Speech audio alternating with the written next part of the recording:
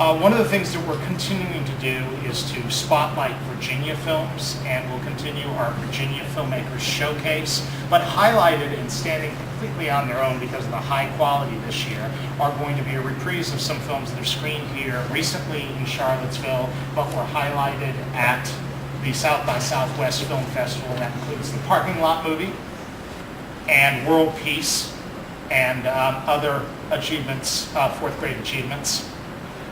We're also going to be screening the film Vintage, and we're working with all of the wineries that are highlighted in there to be a part of a reception honoring that film. Of course, that film is by Bill Reifenberger and Ben Clore. We'll be screening that on Saturday in the early part of the evening at the Paramount.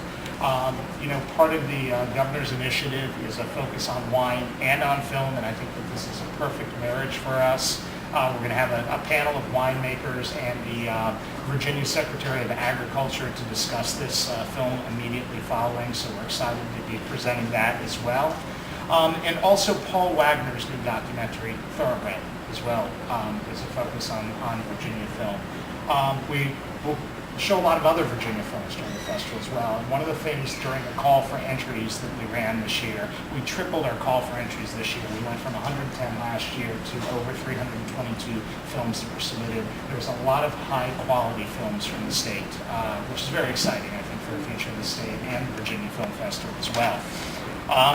One of the other highlights is 6 from 1960, and we're focusing on 6 films that we think began to change the way filmmaking was approached in the year 1960. It's the 50th anniversary of these films, which includes Kurosawa's The Bad Sleep, Billy Wilder's The Apartment, Robert Drew's Primary, Fellini's La Dolce Vita, and Peeping Tom by Michael Powell as well.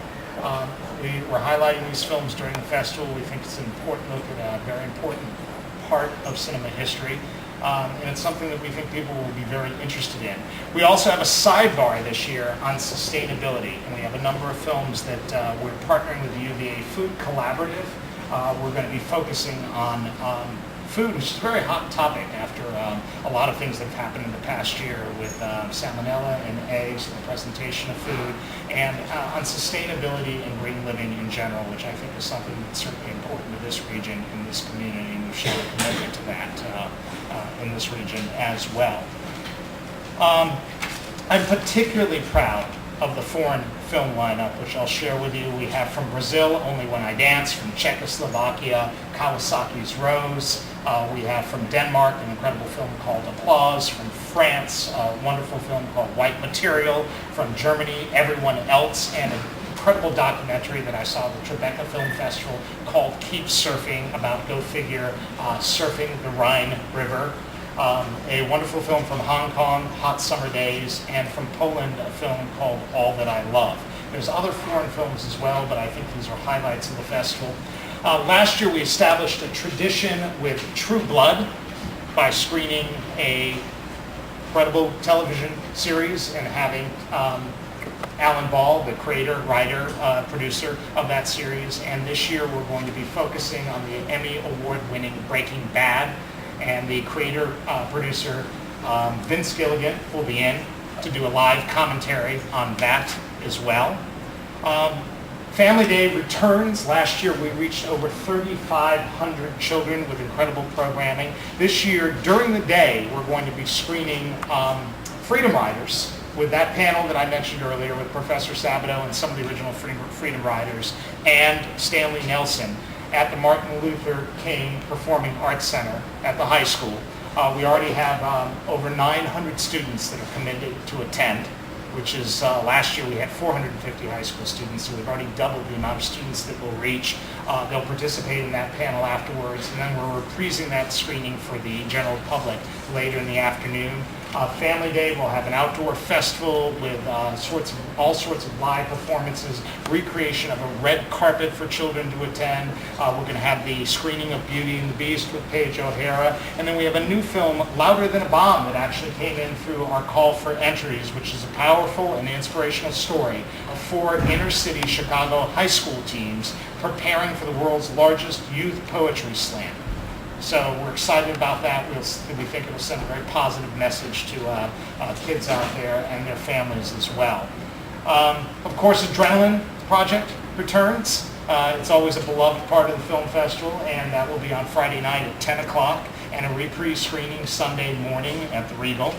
Last year we instituted the Digital Media Gallery, and we had about 5 people kind of stumbled into this, and it was on the downtown mall in the storefront. It's a compilation of student films and a collaboration with the Bridge as well here in town to put in digital art films in an art installation process in a storefront. That Digital Media Gallery will be on the corner of 1st and Main Street. That's free and open to the public, and will be running all sorts of long hours during all 4 days of the festival. So it should be open roughly 8 hours a day, and we hope that people will make their way to see that.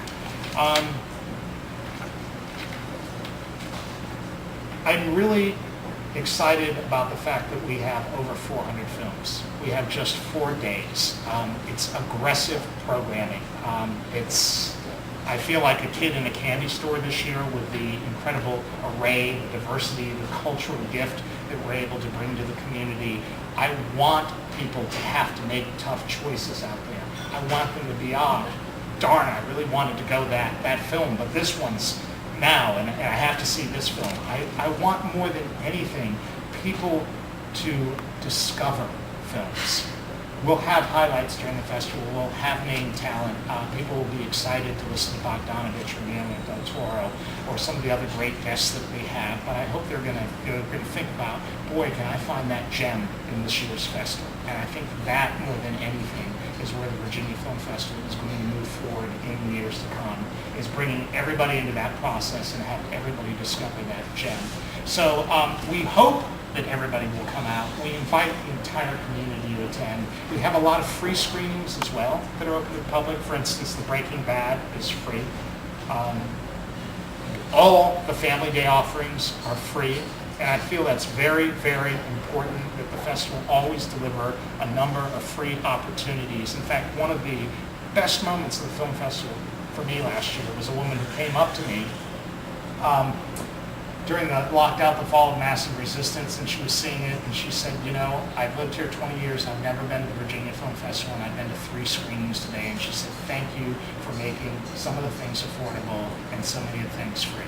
And I think it's really important we're able to reach everybody in this community across the board.